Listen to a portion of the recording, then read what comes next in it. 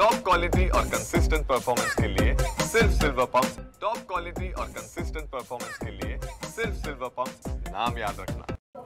विठ्ठल भेटीची अनामिक ओढ ठेवत खरं तर महाराष्ट्राच्या कानाकोपऱ्यातून लाखो वारकरी आहेत ते ज्ञानोबा तुकोबाचा जयघोष करत पंढरपूरकडे जातात आणि पंढरपूरमध्ये गेल्याच्या नंतर खरं तर तासोन तास जे आहे ते वारकरी रांगेमध्ये उभे असतात। मात्र सध्या काही राजकीय व्यक्तींकडून VIP दर्शन चालू ठेवावं अशी मागणी करण्यात येते। या संदर्भात नक्की वारकऱ्यांना काय वाटतंय हे आपण जाणून घेऊया। खरं तर पंढरपूरच्या दिशेने चाललाय, तहान भूक ऊन वारा या सर्व गोष्टी बाजूला सारून पंढरपूरकडे जाणार आहेत। मात्र त्या ठिकाणी गेल्याच्या नंतर आता सध्या पंढरपूरच्या म्हणजे भेटी विठ्ठलाची आस मनामध्ये आहे। मात्र काही राजकीय व्यक्ती आहेत त्यांच्याकडून अशी मागणी केली आहे की VIP दर्शन सुरू ठेवावं अशी त्यांची मागणी। तर तुम्हाला काय वाटतंय? आम्हाला नाही वाटतं VIP दर्शन बंद करा, बाकीची आपल्या भक्तांना दर्शन सतत चालू राहून द्या अशी आमची अपेक्षा असती पांडुरंगाजवळ। VIP दर्शन नको हे सगळ्यांना, आमच्या वारकऱ्यांना कायमस्वरूपी दर्शन व्हावा अशी आमची इच्छा असती। VIPला दर्शन न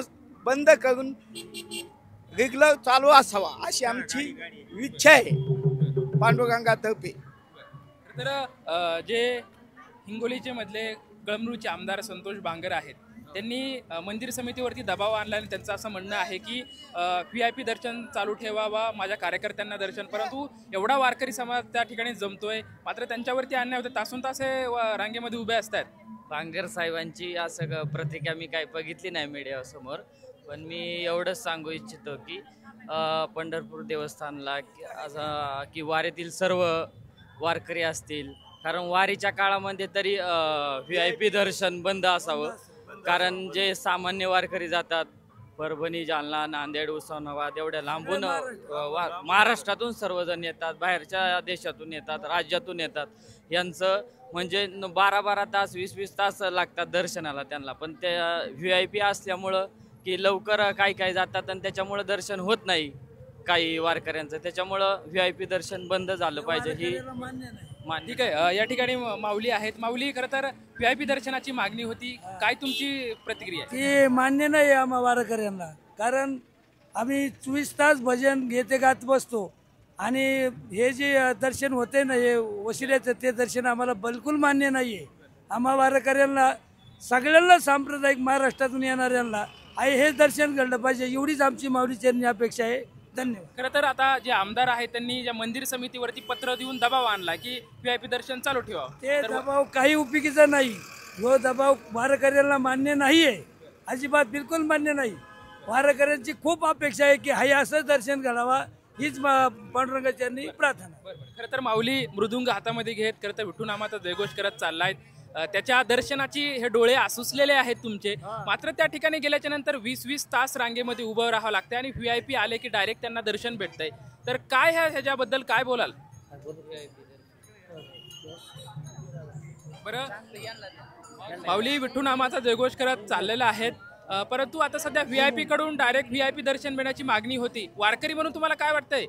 वारकरी म्हणून चांगलं वाटतं, आम्हाला आनंद वाटतो, आनंद विठुरायाच्या भेटीला गेला त्याचा आनंद आहे, मात्र VIP लोक मध्येच रांगेत घुसतात, मोठाली माणसं रांगेत घुसतात, हे मान्यता आहे का तुम्हाला? हे मान्य नाही, बिलकुल मान्य नाही।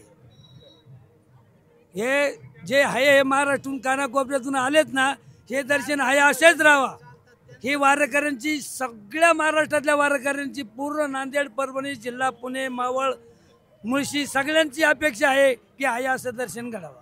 आपण पाहू शकतो की खरं तर जे लाखो वारकरी आहे ते विठुनामाचा जयघोष करत पंढरपूरला जात असतात, मात्र आम्ही 20-20 तास या रांगेमध्ये उभे राहतो, त्याच्यामुळे पांडुरंगाचरणी आमची हीच मागणी आहे की वारकऱ्यांसाठी जसा समान न्याय आहे तसाच VIP साठी असावा आणि VIPची दर्शनाची जी मागणी होती आहे ती बंद करावी अशी मागणी खरं तर वारकऱ्यांची होत आहे। कॅमेरामॅन अभिजित पिसेसोबत लक्ष्मण जाधव, TV9 मराठी, इंदापूर।